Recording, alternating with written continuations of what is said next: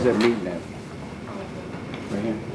I'm not sure at what point at 7:44 does the fire department, let me ask this. Sure. At what point does he lose consciousness? Between the time that the fire department was requested and they arrived, the officers noted that he was having some sort of medical distress. They attempted to check his pulse. I don't believe they found any pulse, and they were going through the business of trying to find out what is the matter with this individual as the fire department is arriving, or as they were on their way. Well, I noticed that you skipped over that part, and that's where you kind of lost me because there was no explanation of time frame of loss of consciousness. Okay, let me back up here. We go through the business of the struggle. Okay, now the struggle is over and Mr. Mallett has been handcuffed and secured. He is rolled over onto his side. We begin the business of let's get some water, we'll prop his head up, and so on. Because of the application of the pepper spray, the fire department was requested, not because he was having distress at that point. As the fire department is en route, they notice that he has some kind of medical distress. He's suddenly gone quiet. They attempt to revive him. Is he responsive? There are certain things. Many of you have, been grabbed up here. You know that there's a nerve right under the collarbone. There is no response. They check his pulse. It's my understanding that approximately that time is when the fire department is arriving.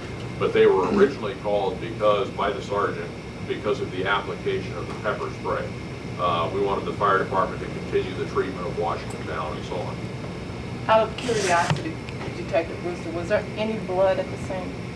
Not that I'm aware of. Okay. Thank you. Yes, sir.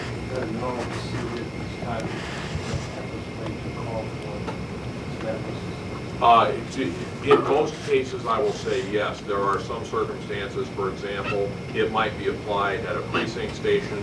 If we can apply the water and the treatment under those circumstances, we might not ask for the fire department. In most field circumstances, the fire department is requested, it's my understanding, from the application of the pepper spray. Let me come over here. Yes, sir. What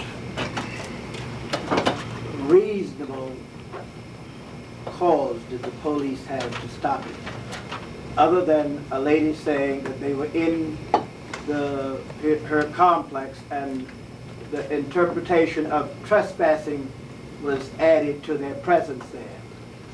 Is this not a public place where people go in and out? It is and I can't explain to you the exact legal requirements in terms of what is a public place and what isn't. There is certainly public access.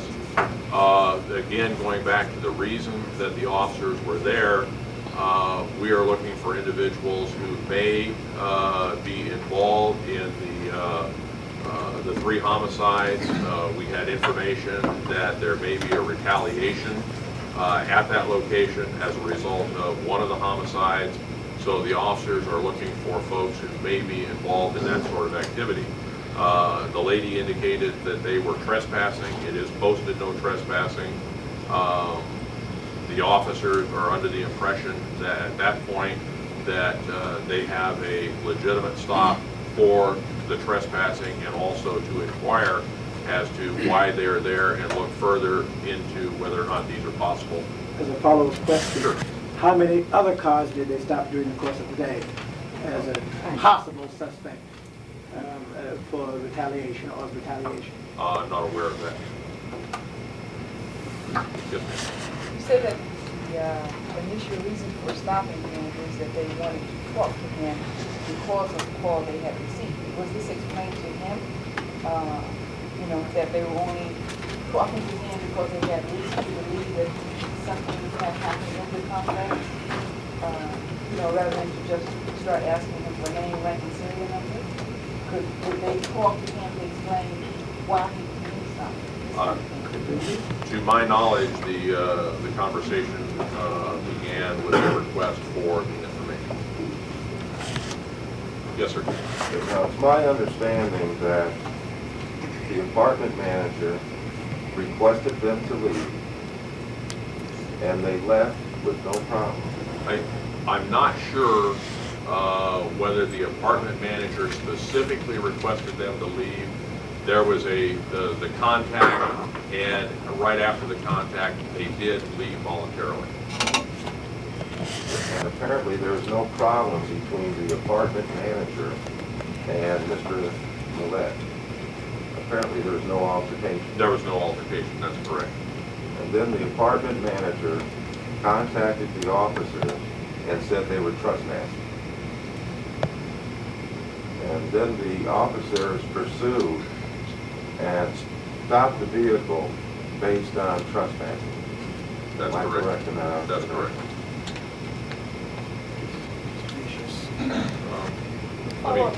Okay, follow up, go ahead. Did the officers stop the vehicle, or did the vehicle stop themselves at the Circle K store? The officers had the overhead lights on. I don't know whether they intended the result of the overhead lights. Yeah. Manager identified was what time? 7 is still sort of light, Yes, ma'am. but how did she wear a manager's identification? Did this happen in front of the manager's office? How did they know she was the manager? I'm not aware of how they knew, or if they knew. You said a few minutes ago, I thought I understood you said that there were 3 of them. Am I correct? 3 people? In the Yeah, car. Mr. Millette and 2 of his friends. Well, how does that story vary with the police? They confirm what the police said. Their story? The witnesses, he did have 2 other people with him, right? Correct. I assume that they did see what did happen, right? As far as I know, they saw most of it, yes. There are there are variations as to what happened.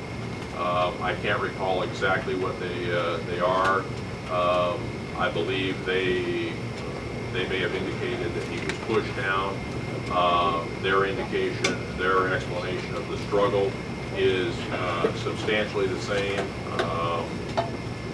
I saw in the media that their description of how the restraint, the neck restraint was applied is somewhat different than the way we apply it. But substantially, the story is the same. They were in the apartment complex, they left, the officers stopped them, there's the confrontation. Well, I do understand that he did have one or both legs amputated, am I right? That's correct. I believe somewhere in the vicinity of the knee. And I do understand you said that there were 3 officers there, right? Initially, there are 2 officers. That goes very shortly thereafter to 3, then 4, then 7.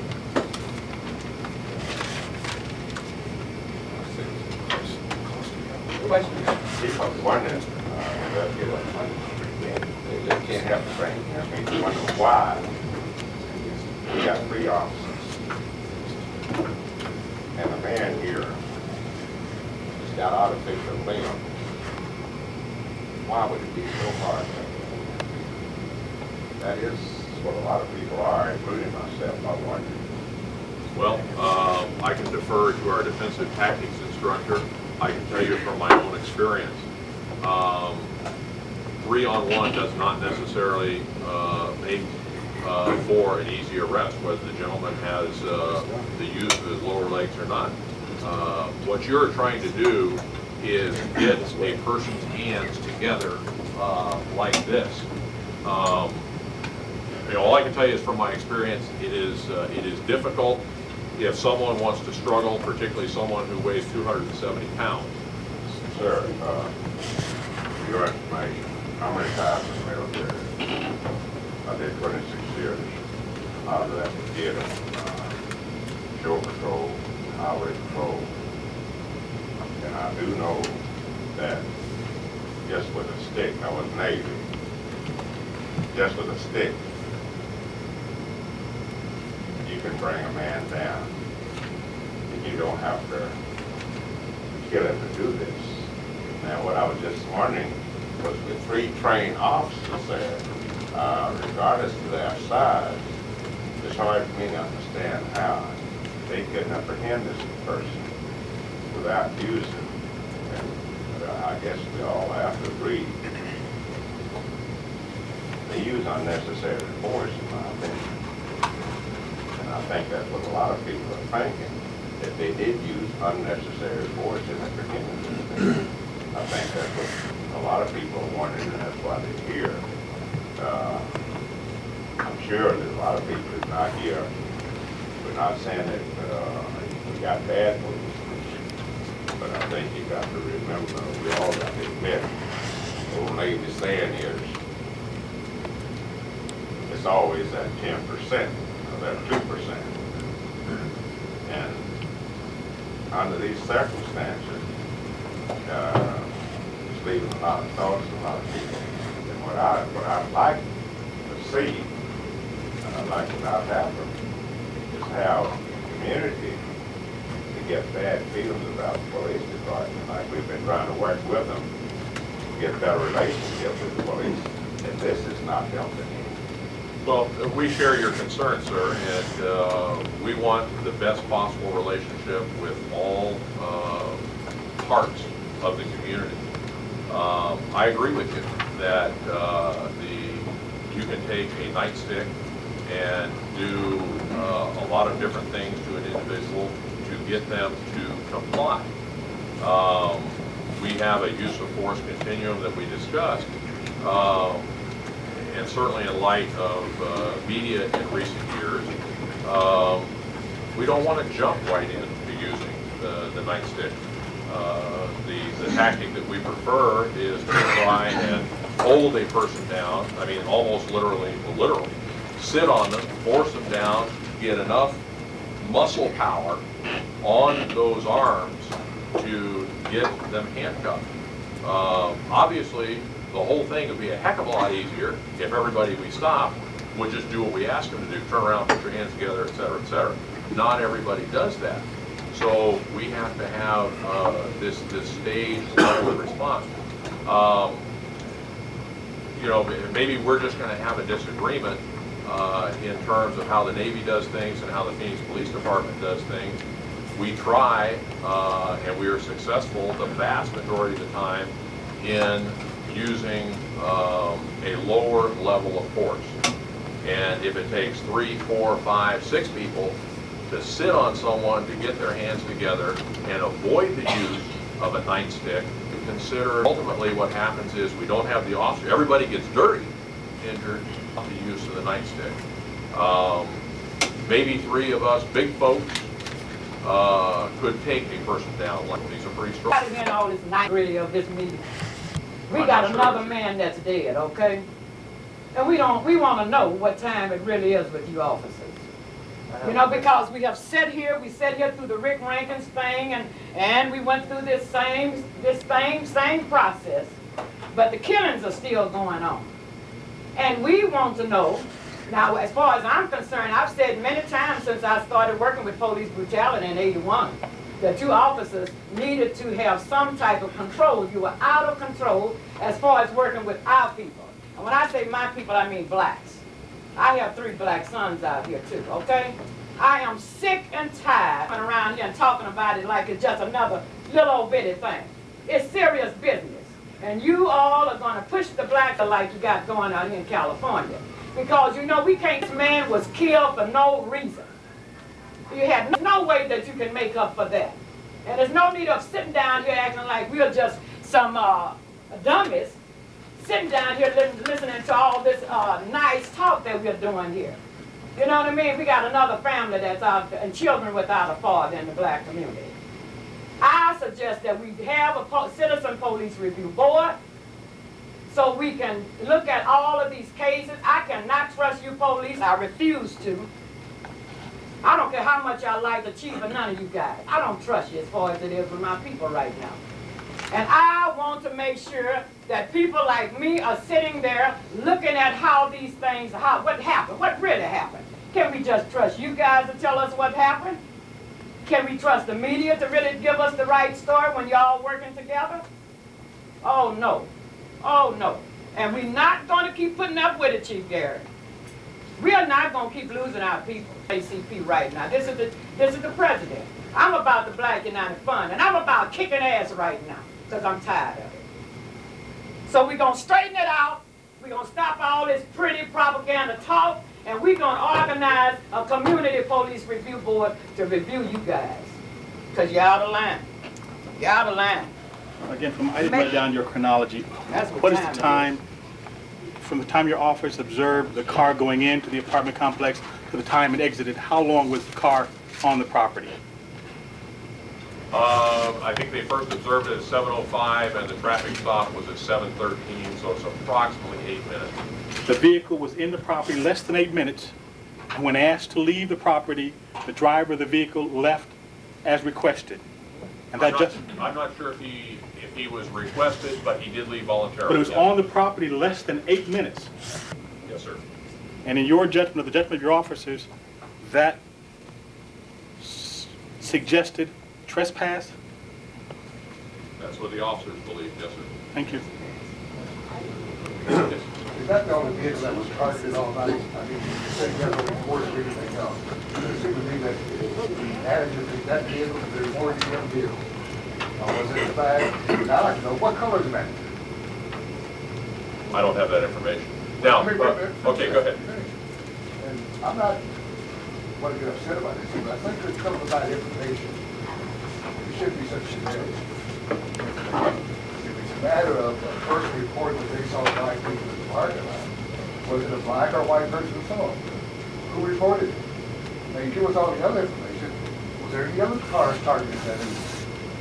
Are they the only ones that were stopped? I don't know how long the officers have been See, that's working in the unfair area. to have people come here to hear about all these things when those things, I'm not a police or an investigator, should be some of the things that should have been considered. Because it seemed to me that was the only vehicle they stopped all evening. Were they just coming on shift, going off shift, what is it? No, I didn't mean to imply that this was the only vehicle stopped. What I said was, I don't have information as So to whether or therefore, not. you have implied that that was the only one because you have nothing else to tell me. So the only thing I can assume then is that was the only vehicle that was stopped that evening in that area of that apartment complex. They just happened to be black. Well, I'm not sure that the question has even been asked. It can certainly be asked of the officers whether other vehicles were stopped. You don't think that was important to know for us, if you bring us here to explain a situation, you don't think it was important for us to know that all the other things that was happening around? Well, you have to understand, there's several dozen people in this room.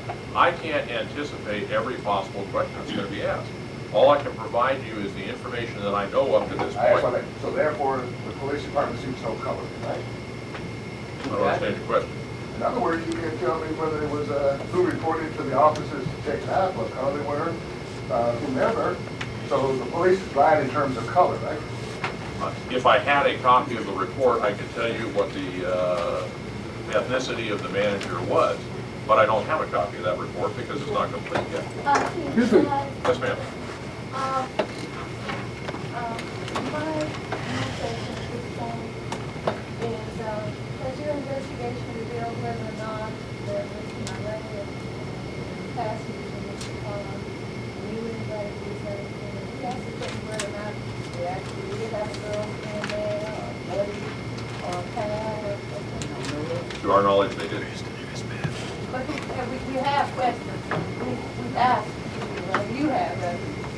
I haven't, I'm not the case agent, Well, but to my knowledge, they were not associated with friends of anybody in the complex. So the manager at a glance looked at the car, she may have known they didn't reside there, but she also knew all the people who visited other residents. She could tell at a glance that they weren't there. I can't tell you what the manager knew and what the manager didn't know. Did not your officers, did they just take her word for it, did they not? As far as I know, they took her word for it, yeah. Why? Why? Why not? To discuss. Now, this was the second complex, correct? There's two that are side by side When they there. first saw him going to the complex 705, that was the first complex. Correct. So in the second complex, they were not in there 7 minutes.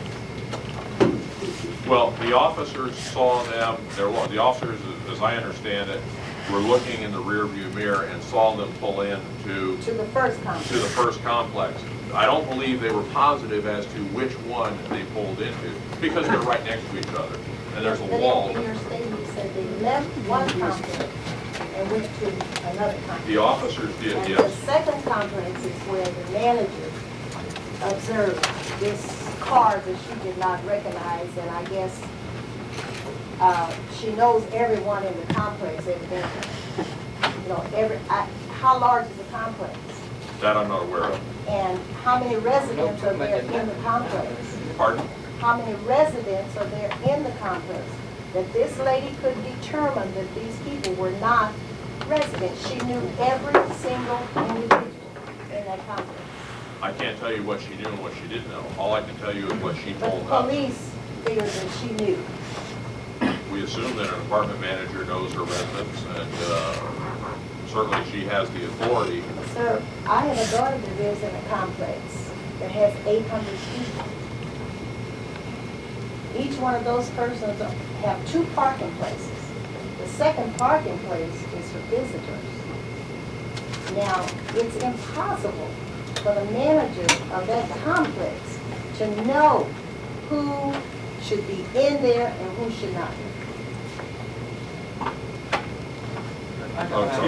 These are good questions, and we want to tell you what we do at this time. One of the purposes of this meeting was to get the questions from the group, so we can go back and get that information. We were only trying to give you what we have gotten so far. So if there's some stuff that we missed, we'll be glad to go back and try and get that information.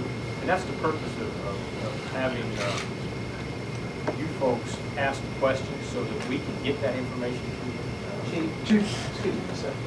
I have to tell you, I'm truly disappointed by this one. You can't tell me, and I just don't believe that this department is as incompetent as this officer would take them to be. You can't tell me that a shooting investigation, you haven't interviewed all those people in the car. You can't tell me that a shooting investigation, you haven't investigated and interviewed those people in the Circle K. This officer is given one streamlined report of the officer's report. He says he doesn't know anything else. Why bother calling us to a meeting like this and taking our time out when I know you guys are better than that. Nobody can tell me that the Phoenix Police Department is not better than that. We need to get back to some basic things. One of the basic things is we can't be hoodwinked. You know, why bother with that? We respect you, respect us. It's ridiculous to call us here and have this man sit here and tell us that he doesn't know what the people in that car said. That's stupid. It's ridiculous to have us come here and say that a man walked back from the car to an officer and he didn't recognize that he had prosthesis. It's ridiculous. How many people in here knew Edward? Excuse me. It's ridiculous for us to believe that a man has no legs, but he has tremendous strength when one of the individuals on TV, said, the clerk at the store, says the man had already been handcuffed. I mean, come on. Just give us the same respect that we give you. That seems to be fair. I agree. And we're giving you the information. I'll admit that it appears as though there's some other additional information if you want, and we'll get that to you. But that's why I offered for the FBI, U.S. Attorney, or anybody else to look at this. There are some folks that are saying some things that they didn't originally tell us. And we have to go back and now double check that. My point, Chief, is that And we have interviewed all. shooting investigation, come on. You know, I've been a lawyer 23 years. A shooting investigation, you are going to get every scratch of information you can, if nothing else, to exonerate your officers. I mean, I'm not talking about prosecutorial, I'm talking about to exonerate your officers. That's going to happen.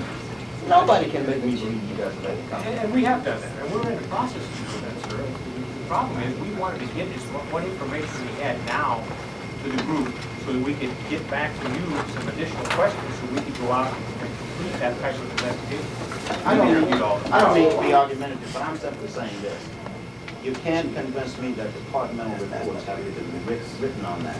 And you can't convince me that if this officer is prepared to come here this afternoon and address this group, he should have read those departmental reports. That's all I'm saying. But just give us the same respect as we give you. That's all. And what the chief's trying to tell you, though, is the reports have not been completed up to this point. Thank you. Thank you. And I know that you don't mean to tell us that you needed us here for you to have a first-class investigation into this activity. I think the pressure of our conversation made you make that statement, because I refuse to believe that you are chief of the police department, and you could not move forward with a first-class quality investigation to a shooting until you had talked to the black community about whatever this investigative team could get. If you want to talk to us to see where we are amenable for conversation, the questions we ask, it's not so important the questions we ask as what your officers find out about what has happened to this young man. Amen. We're not investigators.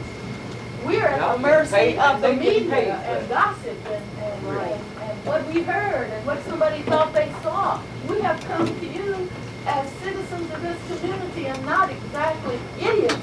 It's for you to say to us what has occurred or what your plans are. Many of us are not reassured that the FBI is in on it. We've heard the FBI come in again, and they've come up with the same information, almost word for word, that came out of your department, almost word for word. So I'm not reassured that the local FBI is in on this case. And I would say to you, for us, that we want to respect this police department. But I am in agreement with Jandy. I demand that this department respect our intelligence. You have insulted us. Thank you. I want to tell you that, Chief Garrett, you insulted us. To bring a chief in your department in here and go through an ABC of the preliminary report of a shooting in a community that is already full of unrest, because this is not the first time it has happened. Thank you. I have a question I'd like to ask everybody in this room. Mr. Good? How many? Excuse me, sir, if I could. I'd like to kind of get some of those folks who haven't had a chance to speak yet. Or is it just a silence? No, not at all. I'd just like to be fair to everybody. Mr. Good, you Fair? had your hand What I up. have to say, I did have my hand up several times. I had two questions. Was Mr. Mallett still breathing when the fire department got there? I'm not sure that, Mr. Good, the officers were trying to determine whether or not he had a pulse at that point. They could not find one. Did the fire department find one when they got there? We don't know. you know,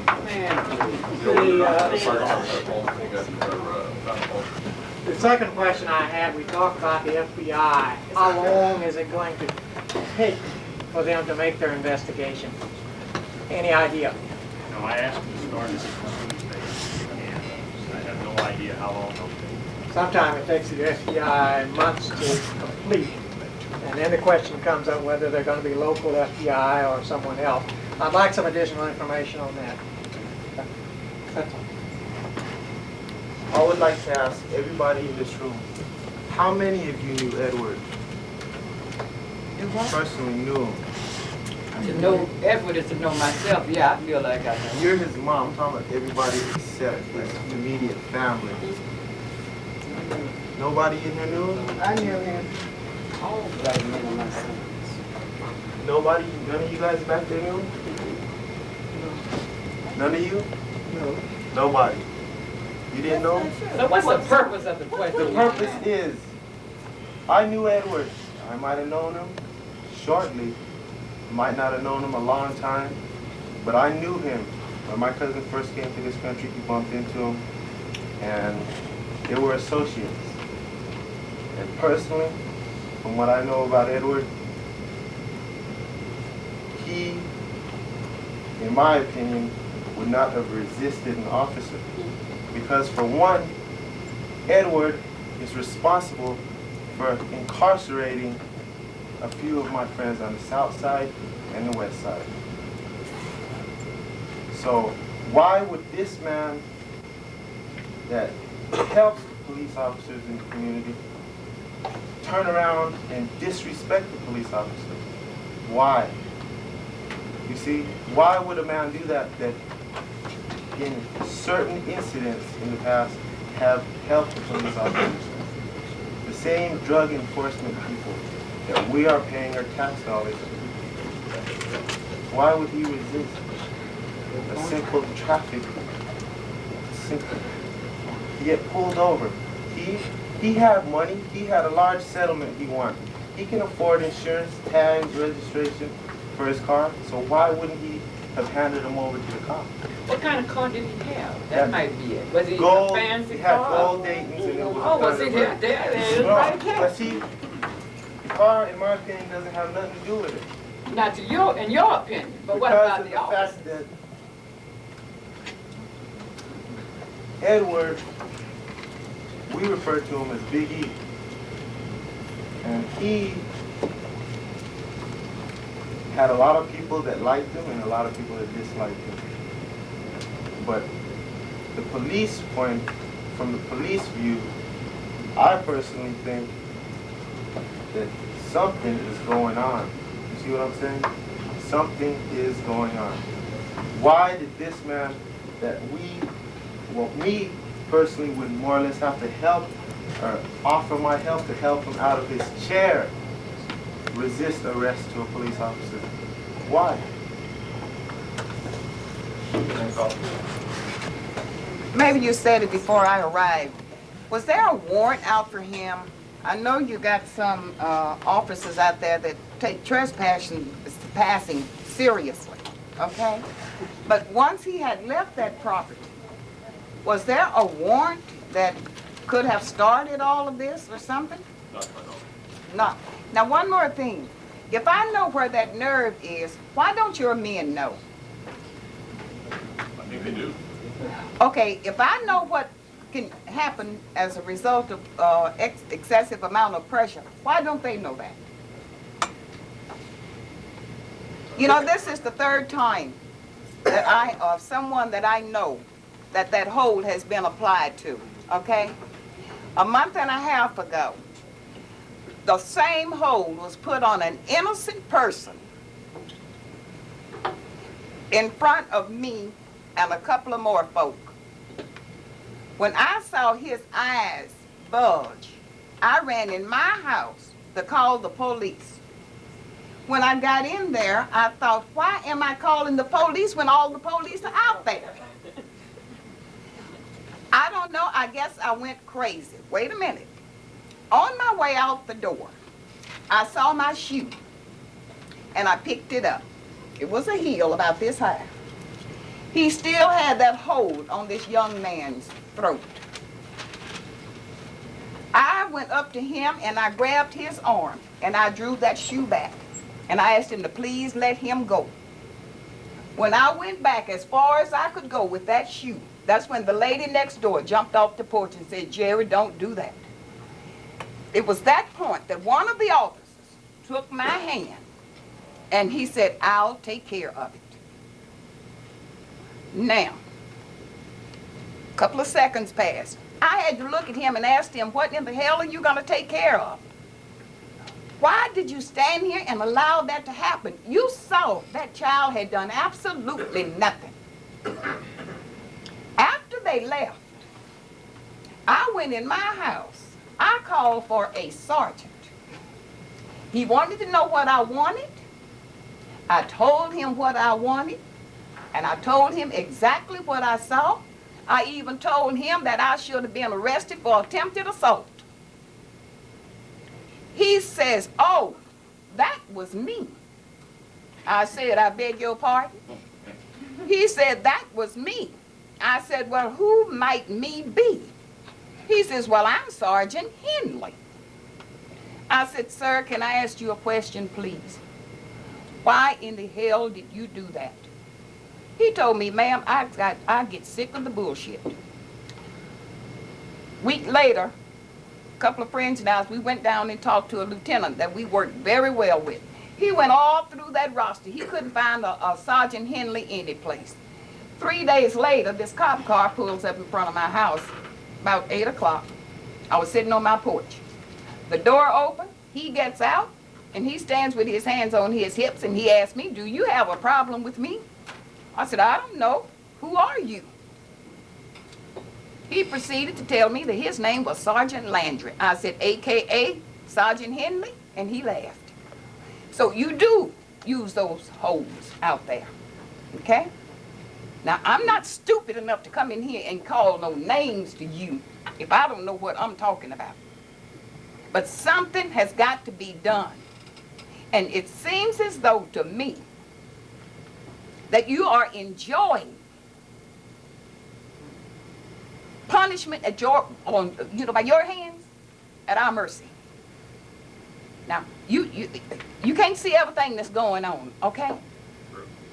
But then there are times when we tell you something, you need to stop upholding your damn men. Because you uphold yours, we out here seeing it. We're going to uphold ours. Now, enough is enough. And I think we need to get down to business. And I think you need to pull some of those out of that field. You need to put them in some rooms. You give them some sensitivity training. If they can't handle it, don't turn them loose back out there. Don't turn them loose. We got 3 we got rid of 2 years ago. I mean, doggone, as hard as we have worked in now, getting a working relationship with the Phoenix Police Department, we were doing fine.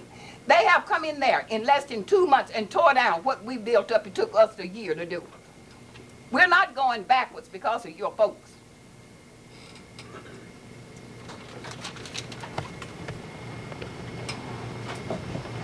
Yes, sir. This karate chokehold restrainer that's been approved by the police department here, we've noticed that in Los Angeles it's been banned. It was banned because this same chokehold has killed twice as many individuals as all of the individuals killed throughout America in the various police departments. So the question is, why would the Phoenix Police Department still hold on to something that's deadly? And before coming here, I checked with a cardiologist concerning this carotid artery. And it appears that this is a very, very deadly hole, irregardless of how well-trained the individual is. This particular hole here, once applied, like was applied to this gentleman, Mr. Mallett, just in a few seconds, not only causes you to lose consciousness, but it causes your blood pressure to drop drastically. And this is one of the reasons why the man really died. So consequently, the community really wants to know, why would something is that deadly and you cannot control it, why would you apply this to the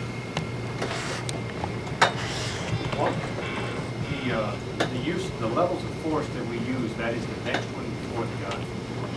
And we have not had the level of problem that they've had in Los Angeles, because we do train our officers on the proper way of applying that particular technique. And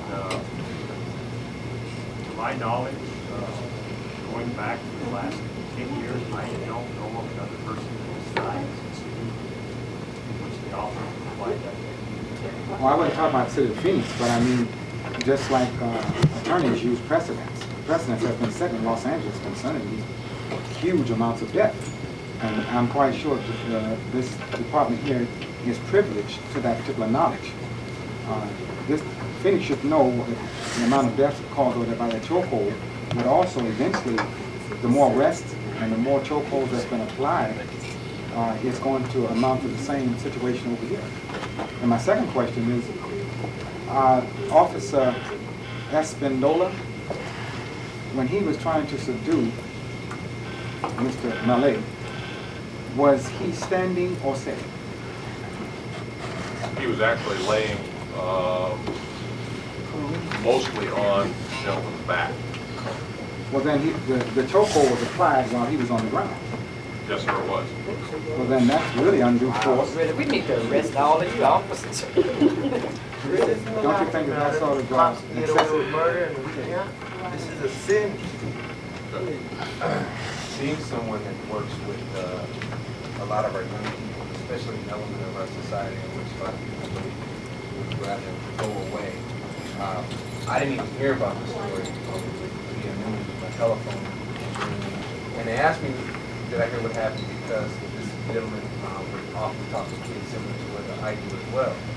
And basically, in a nutshell, they would tell me, see what I'm talking about, you know, ain't right, can't let you read, da-da-da, so on and so forth. The position where I'm coming from is, what now? You're going to do your investigation, FBI, CIA, DEA, ATF, whoever, all the other letter agencies will come in and do whatever.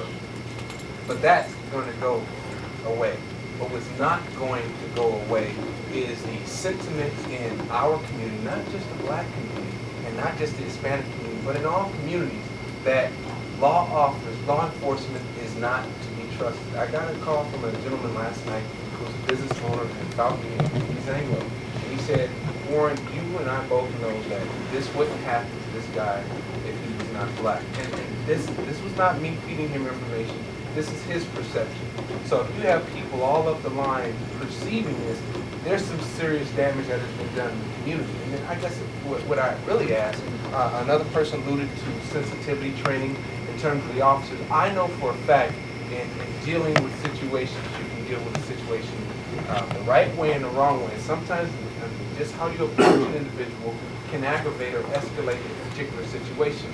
And the type of sensitivity that needs to be obtained by your officers, I'm sorry, 4 hours, 2 weeks, 6 weeks is not going to provide them with the ample skill. And the people, and we talked about it more in a lot of the subcommittee meetings we've had, the people who would make good officers, who could do some community relations, going back to the community-based policing type of mentality, where you work with people and and they trust you and respect you. To get that, you're going to have to get the right people within your rank and file. And I just don't see that happening in terms of the people that's being recruited. So, and I guess to sum up what I want to say is that here's the situation, but this isn't even your apex of what you have to deal with. The other things is going to happen in the community, and with the things going on, and with people wanting to do negative things to law enforcement, I mean, it wouldn't surprise me if anything happened. I mean, and then you're going to have to even escalate further. So you've got a powder keg situation that's going to have to be dealt with one way or another, long-term and short-term. So let me say this. Since the Academy just picked up women's services, we require all recruits to go through a minimum of 4 hours of cultural sensitivity training. Could you speak up, please? We require all recruits to go through a minimum of 4 hours cultural sensitivity training. Awareness training. We also require, it's now to 8 hours. We also require our officers, everyone who is in the police department, to go through a minimum of 4 hours of cultural awareness training as well. I have a question that maybe you can't answer. Were the guns drawn on the scene at the Circle K? I don't believe so. You don't believe so? You don't know whether they were or not? No, they were not. No guns were drawn. Well, you know they're going to say that, there was an announcement nationally just on Monday about Phoenix implementing this new gang task force, hitting the street, new war on gangs. Is this just the first casualty? And what are we to expect? I think you're referring to the DPS program, Department of Public Safety. No, I'm talking about the Phoenix PD. We've had a gang enforcement program for quite some time, and in terms of casualties, I'm trying to recall, I don't know of, these were not gang enforcement officers, these were patrol officers. Well, they said they were investigating gang shootings, and that they thought these were probably gangsters, and so they pursued them for that reason. Correct. That was the focus of why they were there. Yes, I wanted to know if any time with Mr. Malley told you he was under arrest. Yes, he was. Okay.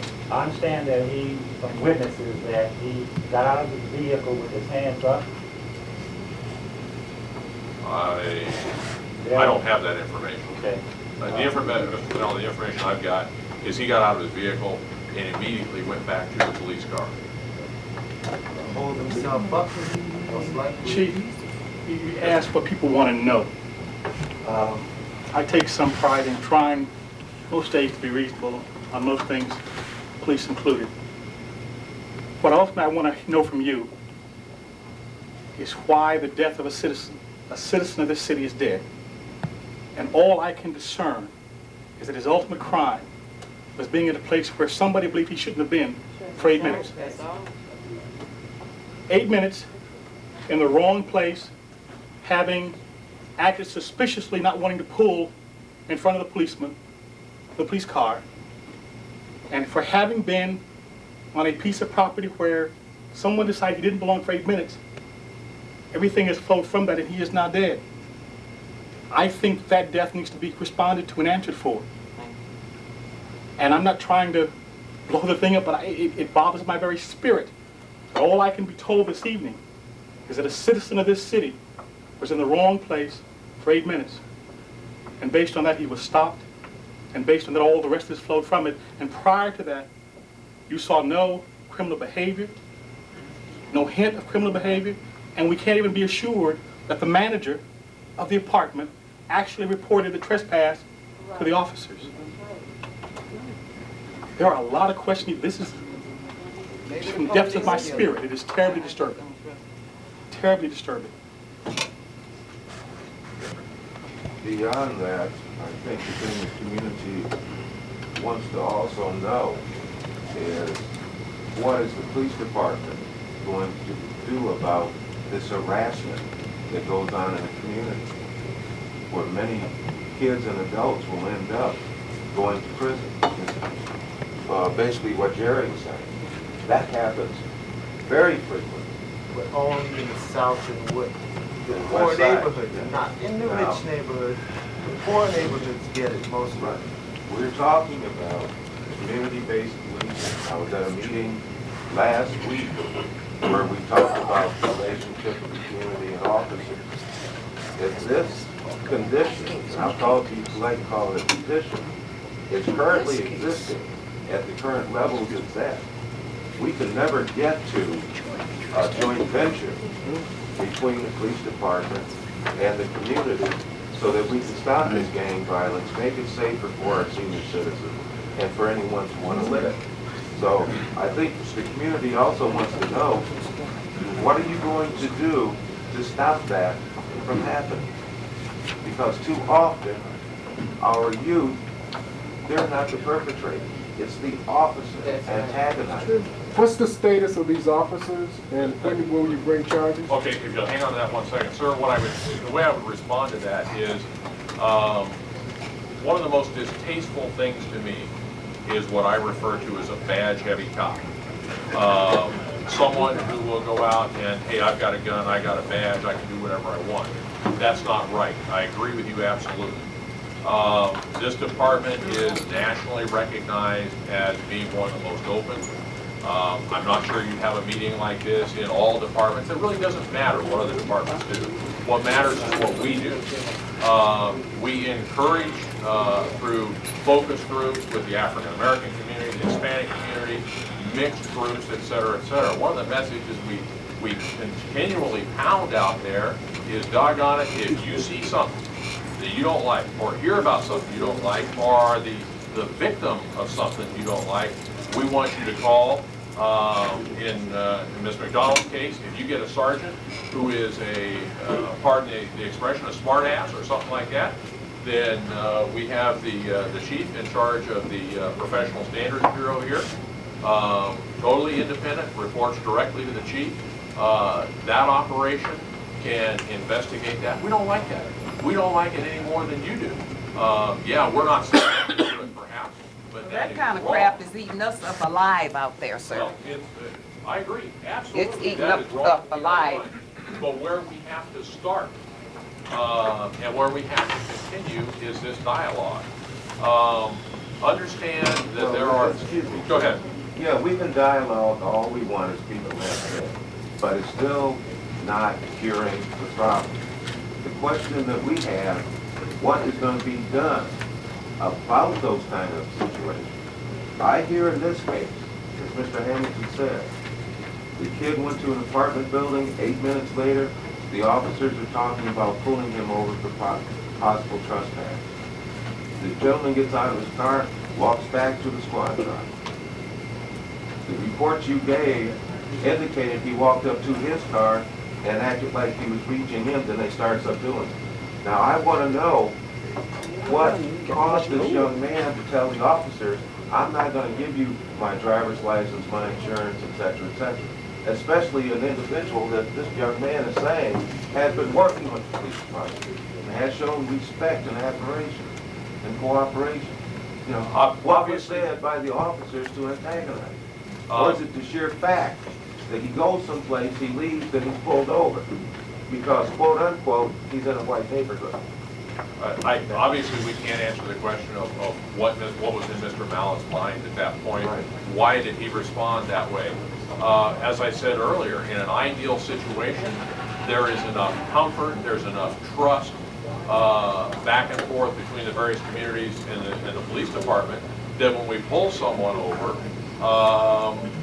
there is a comfortable dialogue that takes place. That didn't happen in this case. All I can say is we've got to work better at it. We're going to have the help from the community to do that. The other thing is that we do have a number of officers every year that are disciplined. We have a number of officers that are fired for behavior that is inappropriate. It could be rude, it could be excessive force. A variety of different reasons people are fired from this department. What is the status of these officers? Are they still on patrol? Are they still on the force? Officer Espindola is on administrative leave, as I understand it. The other officers are on duty. Let's go back to the administrator. Chief Garrett, you said that you wanted to hear what the community had to say, the kinds of questions and mine and so on. You heard it. My concern now is there must be a line of activities, a procedure, if you will, to handle situations like this. Surely if you heard us, there will be some more investigation. So is it, while you're investigating, there were 2 officers and nobody said anything about what the one did and been concerned about that. Only one officer did all of this. So we're concerned about why the other officer didn't step in and create some kind of barrier between, do you just let one officer do what he's supposed to do or what he thinks he's supposed to do? What will be done from this point on? Will the one officer is on administrative leave. I don't know what to do with the other one. But it seems to me that he's guilty by association. I don't know.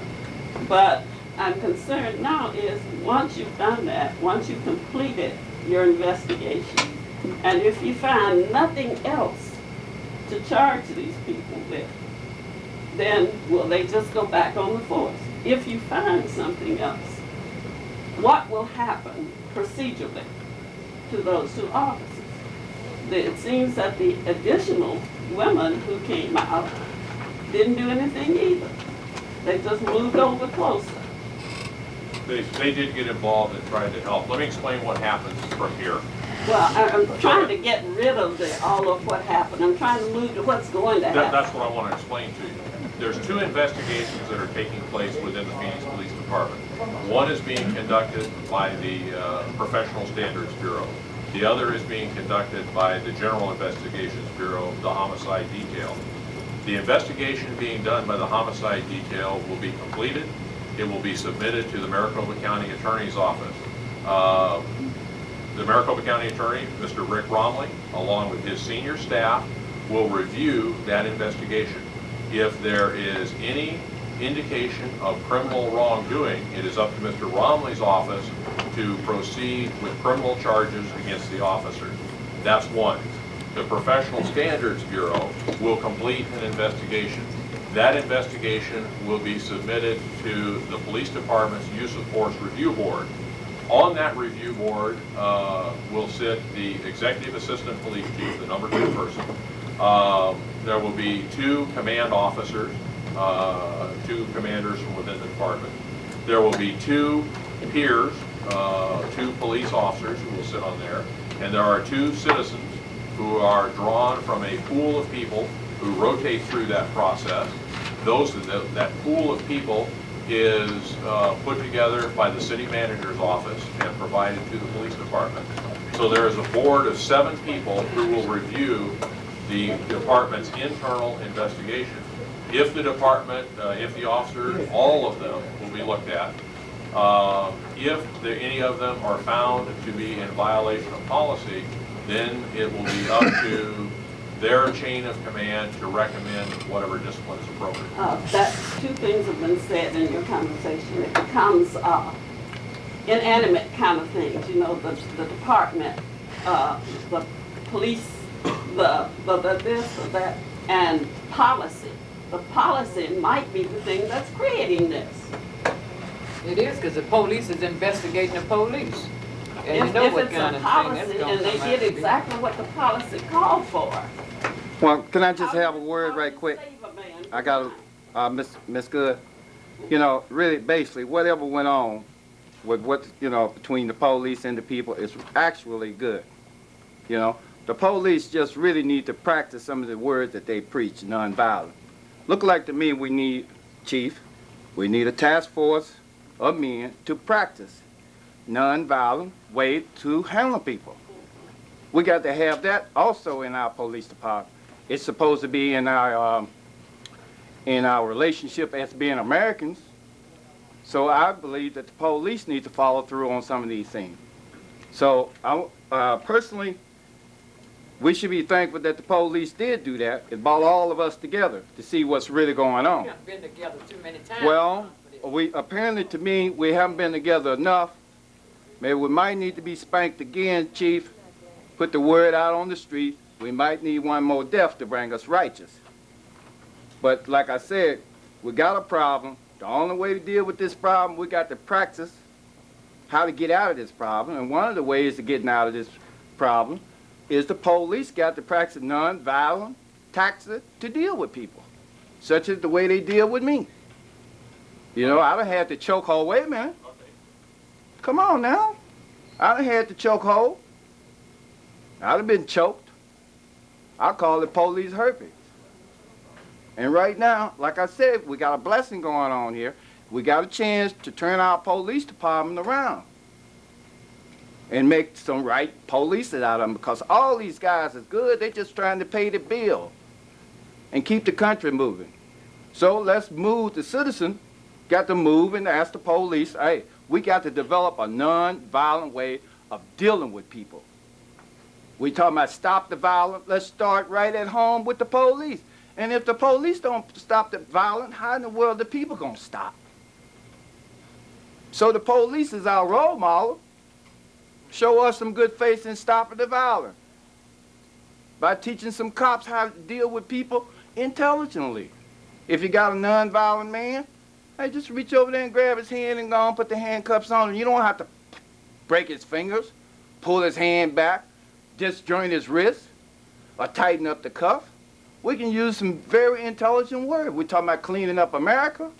Come on, let's get with the program. I'm through. This gentleman and this lady. Chief, Mr. Mallett's fiancée was at a press conference at 12 at NAACP headquarters. She indicated to the media at that time that Mr. Mallett had been pulled over, 10, how many times? Numerous times. Numerous times, and maybe that's a reason why he was so belligerent at this particular time. And also, I don't know how many people saw it this morning. Channel 12 had exclusive interviews with 2 individuals. They look Hispanic that were in the car. They tell a completely different version than the one that you've given us here today in terms of what happened in terms of the stop. They do say they went into that complex to make a phone call. They also said Mr. Mallett came out of the driver's side with his hands up, asking the officers, what's the problem? They also verify also that the officer threw him down by the waist of his pants And during the chokehold, white foam was coming out of Mr. Mallett's. And he was trying to say that I have asthma, I can't breathe. And your officer continued, according to these witnesses, continued the chokehold at that particular time. You can see, I can see accidental shooting, but I can't see an accidental choke.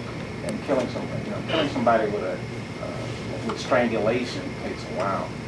And that's just not accidental.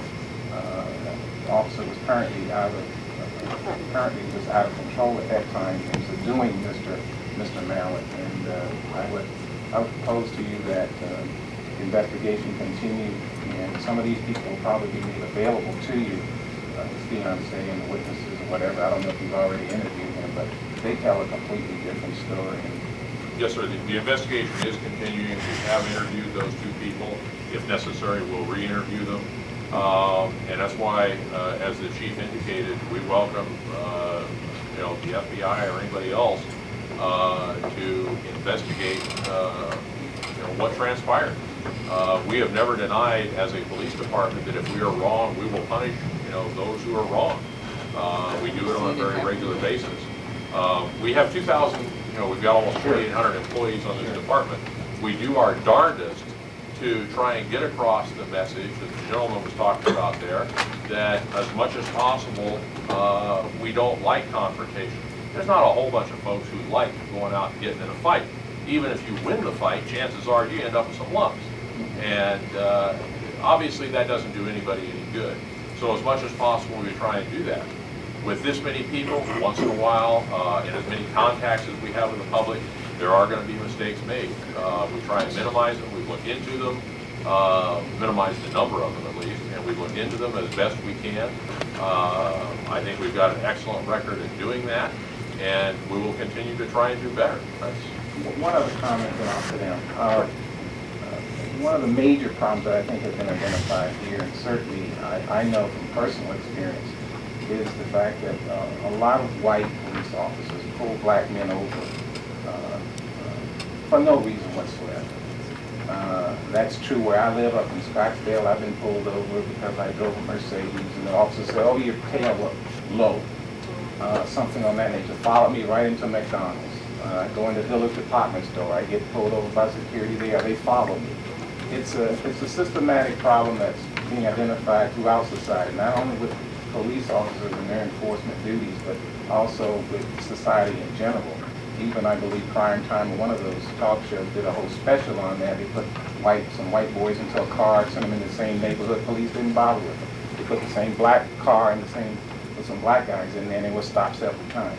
It's a reality. I think the chief and yourself need to recognize that and try to come up with some kind of solution for that kind. I don't think 8 hours of cultural diversity training is going to do it.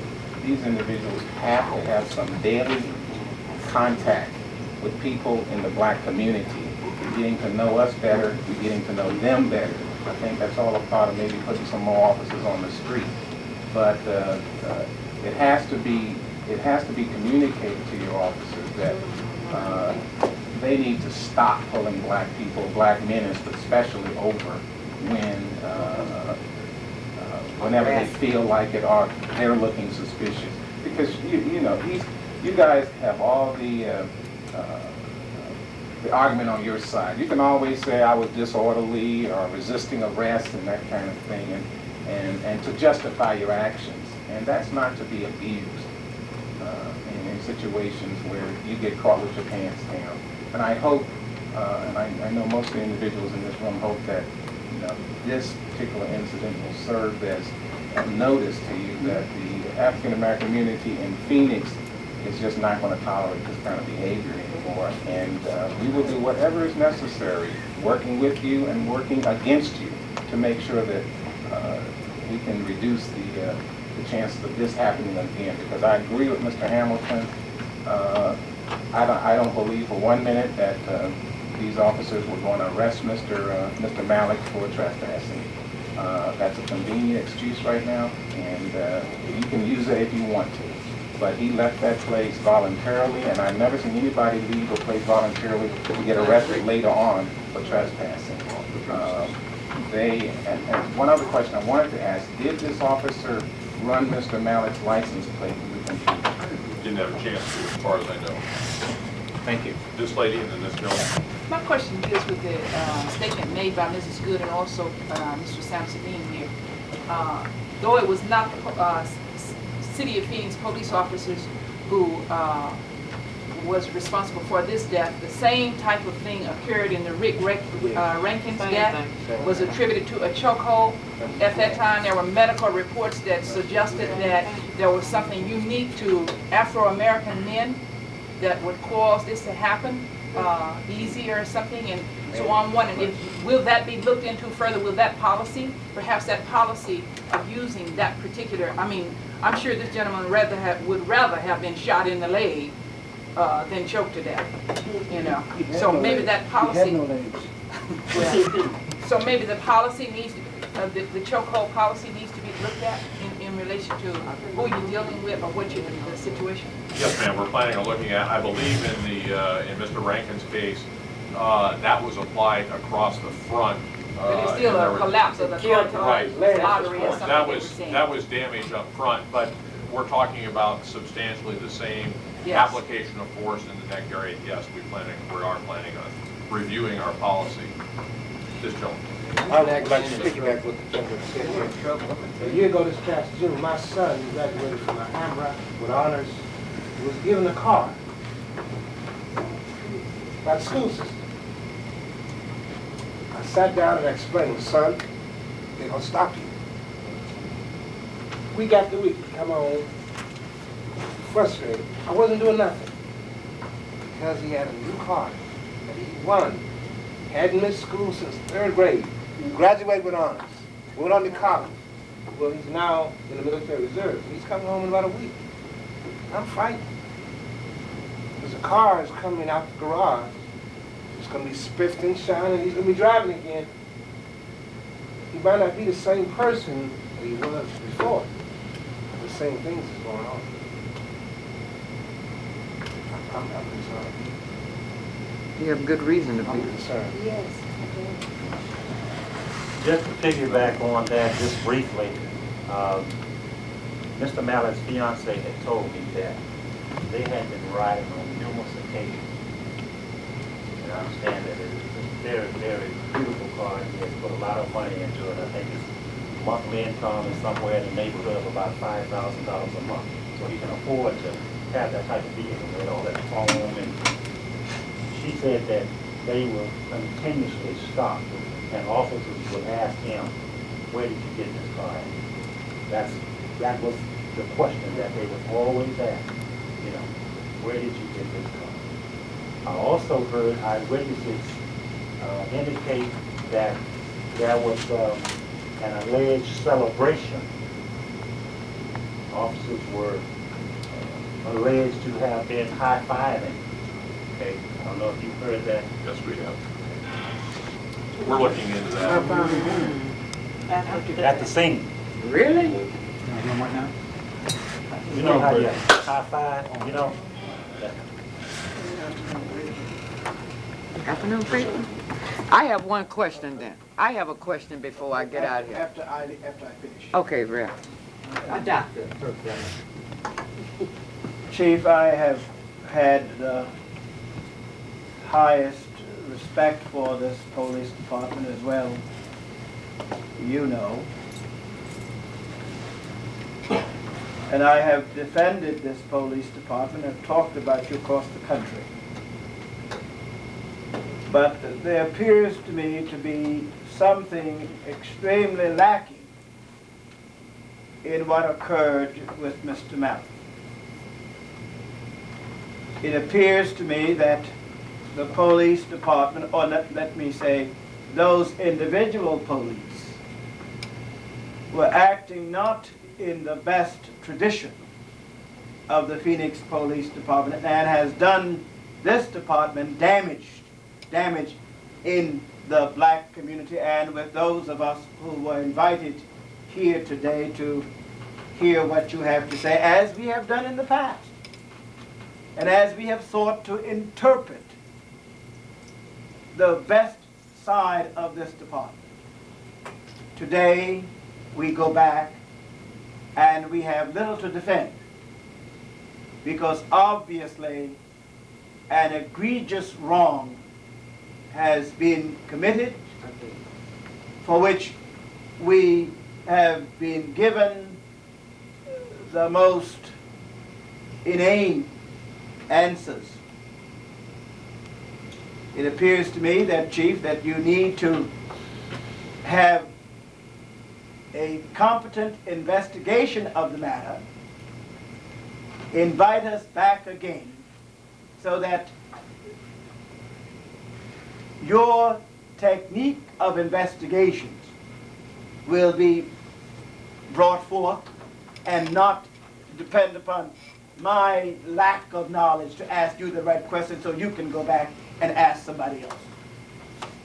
I would suggest that you tell us when we come back again precisely what occurred based upon your best information, because I don't think what you gave us tonight was even near good. In fact, it was downright bad in my judgment. We cannot afford to allow the reputation of the department to be damaged by the actions of the few. That you dealt with a man who had 2 legs off. He was at one point pulled back by his belt or something from his car.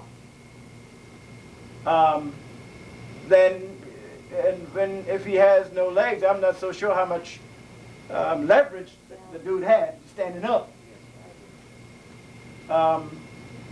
I've seen some folks with no legs, and I don't know, they just don't have it. They can move. And that he was ultimately with, how many policemen at this time? 7?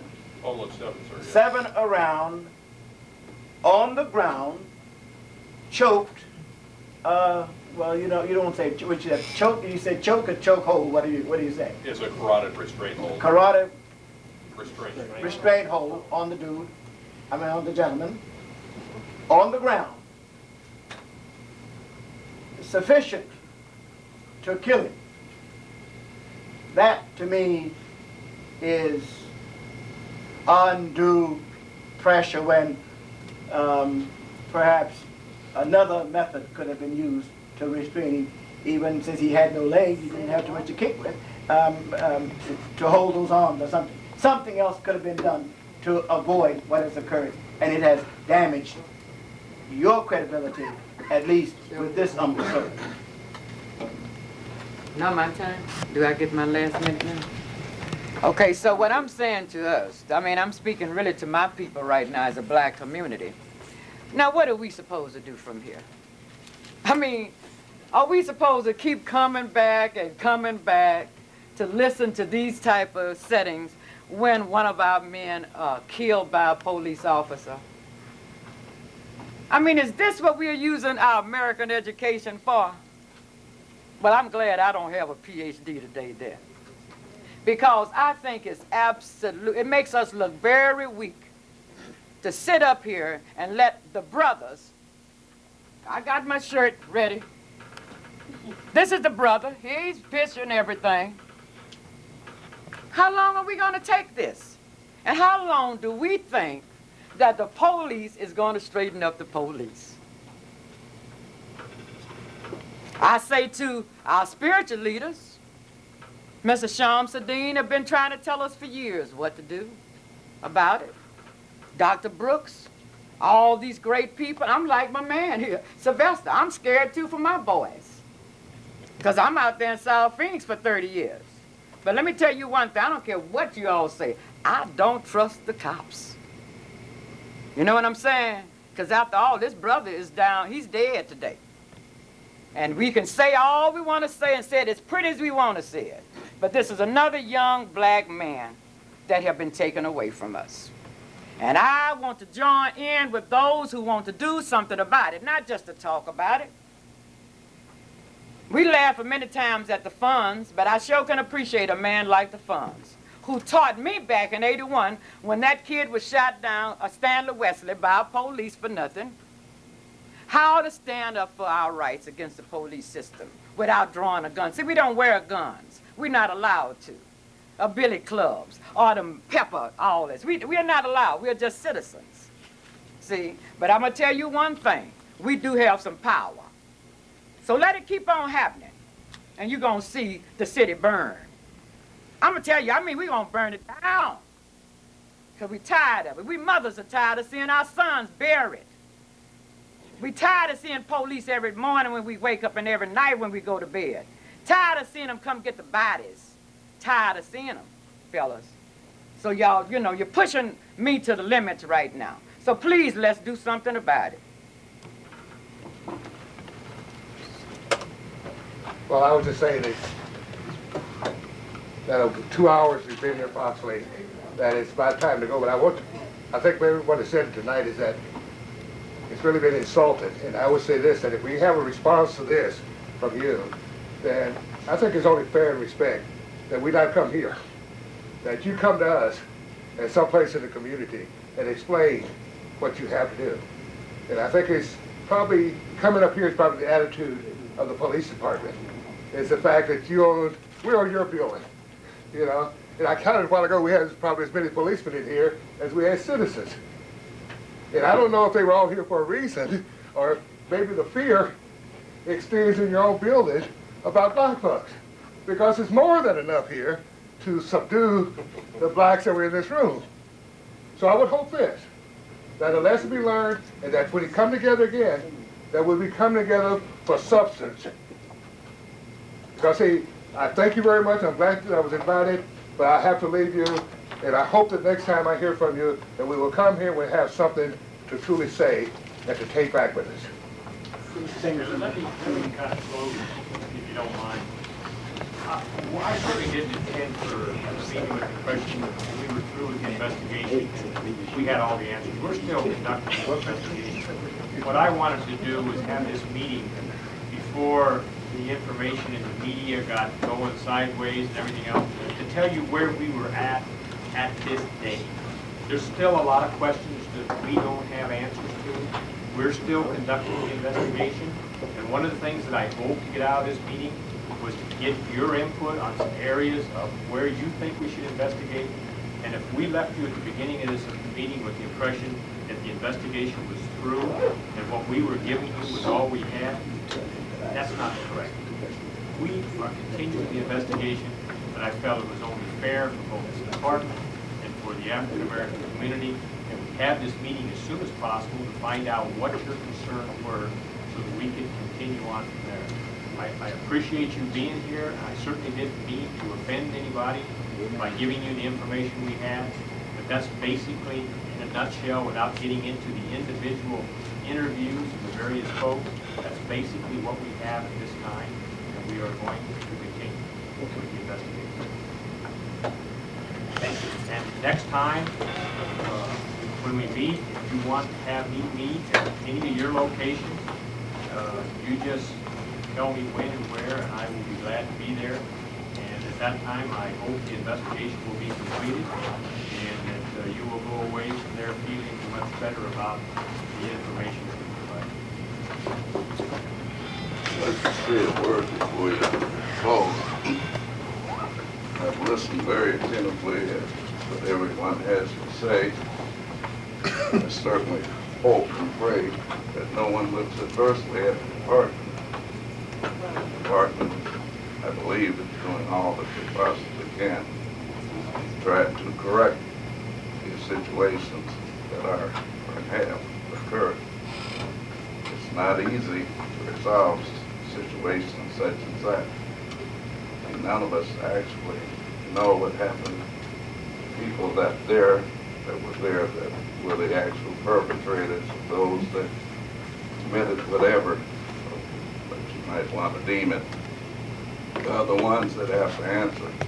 And usually in most cases, all officers have to answer for the shortcomings of a few. But I do know very good officers on this department whom I have worked with over the years, and incidentally, I will be leaving in about 3 weeks. I've given 23 years trying to get police officers, and a sick man got me. But I do hope that we don't have any blemishes against these people that have assembled here tonight to try to resolve a dastardly crime. It's awful that a crippled man has to lose his life in a situation of that particular nature. Then again, too, it's awful that we condemn so many for the acts of abuse. Let us thank God for what we have here. We've got a good chief, has good foresight. How many chiefs would have appointed a black man to head the academy? A black man to head Employment Services Bureau. Those are the most delicate areas, and believe me, I know, on the department. That's the beginning, it can be the end. So I think they're deserving of plaudits. Not a lot of innuendos and accusations, because he's done one hell of a job. I salute you. And I hope we stick by him, because they're trying to get the job done. We can't do it without a police department. We need them. Can't make it without them. I know we have a lot of people on the department that have a lot of shortcomings. I've encountered a situation myself that really made me sick, put me in the hospital. But I don't go around bragging about it. I just take the bitters with the sweets and rock on, because it's good. It's all of us, I would think. I'd like to leave here like I came in, knowing that there's hope. There's hope that we'll gather together as a group and respect the judgment of one another. That applies for the community as well as the department. So Don, could you actually give the community enlightening on that experience that you just brought up, that you had that put you in the hospital? No, I'd rather not. I don't want to create problems that I don't need, because I was as much to blame as what had occurred. I'd rather leave that where it is. And since you've been with the police department for a long time, and you know, I know you, I just would love to know, what is your opinion about nonviolent cops? Nonviolent cops? I think we certainly have more of them than we have violent cops. Well, that type of task force out there to deal with people intelligently, learn how to read people. Well, I'll be eminently frank with you. I think it's an excellent move. It's a good move. So would you support something like that before your 23 years is up, please? Nonviolent officers? Yes. Definitely. Definitely. Yes, because we have a chance. The majority of officers that are on the department are nonviolent. You have a few that must be sorted out, but you're going to find a rotten apple in every barrel. And Chief, don't blame the overall department. You have people that are doing magnificent jobs in here and aren't deserving. And I think, Chief, that none of us would be blaming the chief. However, the buck stopped at his desk, and he well knows it. He knew it when he took the job with our support, and we still support the chief. At least I do. I can't speak for me. Speaks for me. But it does not at all excuse what has occurred in this particular case. I'm not going to go all over this, but what the police ought to be doing. But I'm concerned with what has happened to Mr. Millay or Mr. Mallet, however he pronounces his name. And that is what I'm concerned with at this point, because it's symptomatic perhaps of some other things. And if we can resolve that one, maybe we can resolve some of the other issues. And Chief, your opinion on nonviolent cops, task force? Naturally, I'm in favor of nonviolence for anybody, especially police officers. Would you support that type of program coming through your police department, like a task force of intelligent cops, learning how to deal with people intelligent when there's a nonviolent situation? Yeah, I would support any type of program to reduce the level of violence in our police department as well as within our. Thank you very much, Chief. Thank you. Okay. Thank you for your work. Mr. Good, I don't see you very often these days.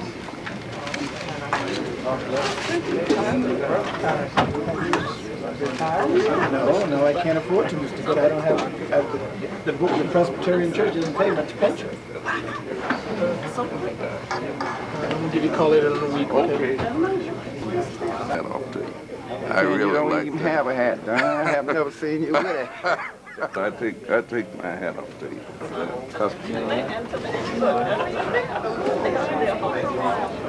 You okay down the road? Just low on Well, don't forget now, BET.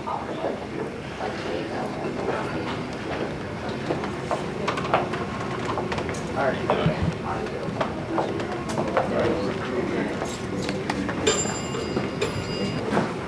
Okay. Okay. Follow policy. That's fine, sir. How you been? Some of the garbage problems that they need Yeah, I to changing. think. How you doing? All right.